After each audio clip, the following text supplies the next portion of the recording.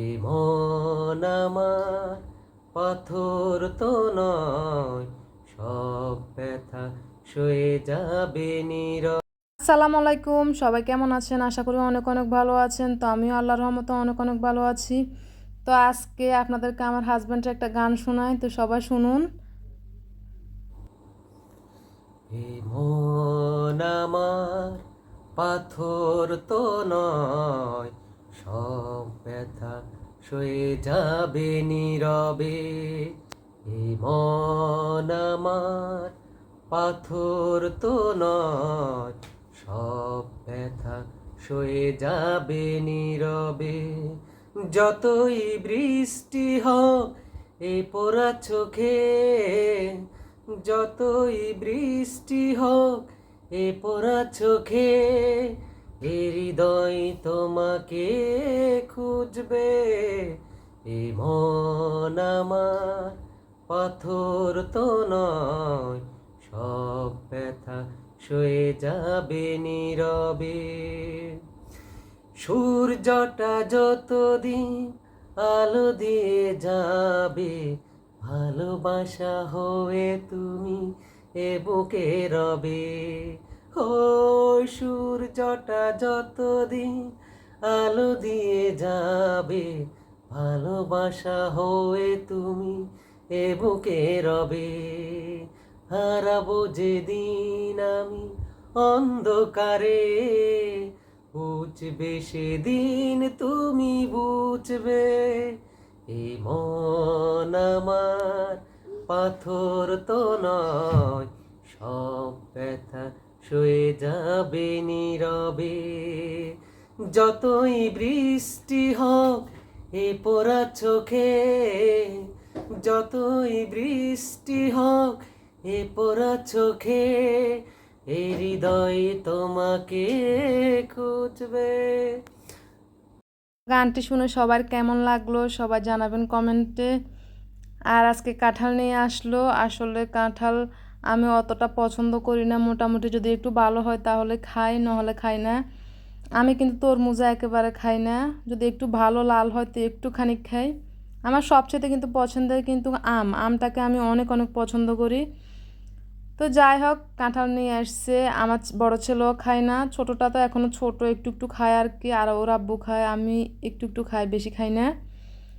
তো কাঁঠালটা মোটামুটি ভালো হয়েছে, খারাপ হয়নি একেবারে। কারণ কাঁঠাল তো একেবারে বোঝাই যায় না উপর থেকে যে ভিতরে কীরকম হয়েছে, কী হয়েছে না হয়েছে, এটা বোঝা যায় না। অনেক সময় ভালোও হতে পারে, অনেক সময় খারাপও হতে পারে, এটা হচ্ছে ভাগ্যে, আল্লাহ ভাগ্যে যা আছে তা। তো যাই হোক, মোটামুটি এমনিতে ভালোই হয়েছে, কিন্তু অনেক কাঁঠাল আছে ভিতরে অনেকটা লাল, দেখতে সুন্দর দেখা যায়, কিন্তু এই কাঁঠালটা ভিতরে কিন্তু লাল না, একটু সাদা, কিন্তু খেতে অনেকটাই মিষ্টি হয়েছে, খারাপ হয়নি। তো এখানে আমি কাঁঠালটাকে সুন্দর করে খুলতেছি আর কি। আসলে কাঁঠালের ভিতরে এত আটালো থাকে না, আসলে খুলতে অনেকটাই বিরক্ত মনে হয়। তা আমি একটু সরিষার তেল লাগাই হাতের মধ্যে খুললাম। তো এই হচ্ছে কাঁঠালের আসল লুক, এই যে দেখেন। কিন্তু অনেক সময় অনেক কাঁঠাল একেবারে হলুদ হলুদ হয় দেখতে, অনেকটাই সুন্দর হয়, কিন্তু এগুলো অতটা হলুদ হয়নি, একটু সাদা, মানে সাদা সাদা, এতটা হয়নি কালারটা। তো যাই হোক, খেতে মোটামুটি মিষ্টি হয়েছে, খারাপ হয়নি। তো একটুখানি আমি খাইছি, এখানে অতটা বেশি কোঁচটা খুলিনি, অল্প কিছু খুললাম আর বাকিটুকু রেখে দিলাম আর কি। এখানে তো খাওয়ার এত লোক নাই। তো এখান দিয়ে আমি সকাল সকাল আমি রুটি বানিয়ে নিতেছি। আর আপনারা তো জানেন আমি প্রত্যেক দিন সকাল সকাল রুটি খাই, তাই প্রত্যেক দিনের মতো আজকে সেই রুটিটা বানিয়ে নিতেছি আর কি। তো আবার কিন্তু আমার ফুলকো ফুলকো রুটি হতে হবে, না হলে কিন্তু আমার খেতে একেবারে ভালোই লাগে না। তো মাশাল্লাহ, আমি কিন্তু সব সময় ফুলকো ফুলকো রুটি বানাই, আমার রুটি একেবারে ফুলে না যে তা না, সবগুলো রুটি কিন্তু ফুলে। আর ফুলকো ফুলকো রুটি খেতে আমার অনেক অনেক ভালো লাগে। তো সকাল সকাল সকাল আমি এই রুটিটা বানিয়ে নিতেছি। আর আমাদের মেয়েদের তো সকাল থেকে একেবারে ব্যস্ত থাকে রাখে, এই যে রাত্রে শোয়া পর্যন্ত একেবারে অনেক অনেক ব্যস্ত থাকতে হয়। রান্না বান্না কাজকর্ম ছেলে মেয়েদেরকে সামলানো অনেকটাই কষ্ট হয়। তো যাই হোক, কী করবো আর কি, এগুলো তো করতেই হয়। তো রুটিটা আমার সম্পূর্ণভাবে কমপ্লিট হয়ে গেলে, তো আজকে আমাদের সকালে যে রুটি তারপরে ডিম ভাজি ওগুলো আর দেখানো হয়নি আর কি। তো যাই হোক, সকালে নাস্তাটা খাওয়ার পর আমি যে দুপুরের জন্য রান্না করব, এখানে মাছের সাথে আমি লবণ আর হলুদের গুঁড়া দিয়ে মেখে নিলাম ভাজি করার জন্য। তো আজকে মাছ দিয়ে বেগুন দিয়ে রান্না করবো আর কি। তো এখানে মাছ রান্না করার জন্য আমি যে পাতিলের মানে কড়াইয়ের মধ্যে মাছটা ভেজে নিলাম সেই তেলগুলো এখানে দিয়ে দিলাম আর কি। তারপর আরও কিছু তেল দিব, কারণ এই তেলে হবে না। তা আমি কিন্তু সরিষার তেল খাই, তো এখানে আমি সরিষার তেলটা দিয়ে দিব আর কি এখন রান্না করতে। তো এখানে সরিষার তেল দিয়ে দিলাম। তারপর এখানে পেঁয়াজ, আমি সব কিছু যা যা মশলা লাগে, রসুন, হলুদ, মরিচ যাই হোক সবগুলো আমি এখানে অ্যাড করে দিলাম আর কি। মাছের সাথে দিয়ে মশলাগুলোকে একটু ভালোভাবে কষিয়ে নিব। সব সময় তরকারির স্বাদটা হচ্ছে মশলাটাকে কষানো। তো আমি মশলাটাকে ভালোভাবে কষাতেছি, এখানে একটু ঢাকনা দিয়ে দিলাম কষানোর জন্য। কিছুক্ষণ পর ঢাকনাটা উঠিয়ে নেড়ে ছেড়ে দিলাম, মশলাটা মোটামুটি কষিয়ে আসছে আর কি। এরপর কিন্তু আমি এখানে পানি অ্যাড করে দিব।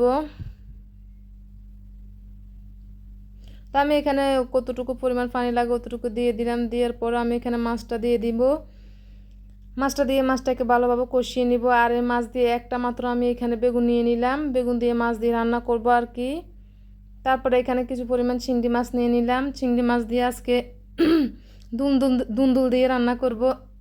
গলাটা একেবারে বসে গেছে। তা আমি চিংড়ি মাছ দিয়ে দুন্দুল দিয়ে রান্না করব। এখানে দুন্দুলটাকে আমি মেশিনের সাহায্যে ছিলে নিতেছি।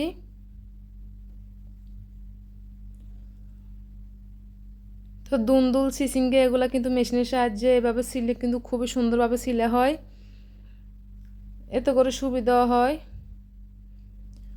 তো আমি কিন্তু সব সময় দুন্দুল, চিচিঙ্গে এগুলো সুন্দরভাবে মেশিন দিয়ে সিলি, কারণ এগুলো বটিতে সিলা যায় না একেবারে।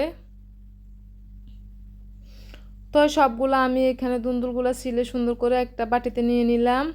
এখন কিন্তু আমি বটির মধ্যে কেটে নিব, কিংবা ছুরির সাহায্যে কেউ কাটলে কাটলে পারবে, আমি কিন্তু বটির সাহায্যে কাটি। তো অবশেষে আমার মাছগুলো ভালোভাবে কষানো হয়ে গেছে, আমি সেই বেগুনটা দিয়ে দিতেছি এখন মাছের মধ্যে। এখানে একটা বেগুন দেওয়া হয়েছে মাছের সাথে, বেশি বেগুন দিয়ে নয়, শুধু মাছটা বেগুন দিয়ে আলাদা করে রান্না করব, এই জন্য আর কি বেগুন একটা দেওয়া হয়েছে।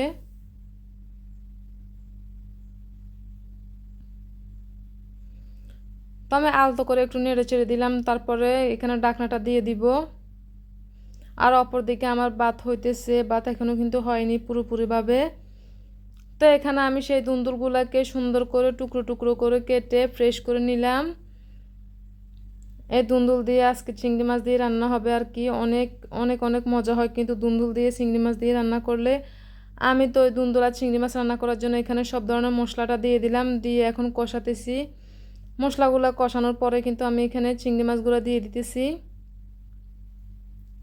তারপর চিংড়ি মাছগুলো দিয়ে কিন্তু আমি আরও বেশ কিছুক্ষণ কষাবো। এখানে চিংড়ি মাছগুলোকে মানে নাড়াচাড়া করে ঢাকনাটা দিয়ে দিব আর কি। দেওয়ানোর পরে অনেকক্ষণ কষাবো, তারপর আমি পানি দিব আর কি।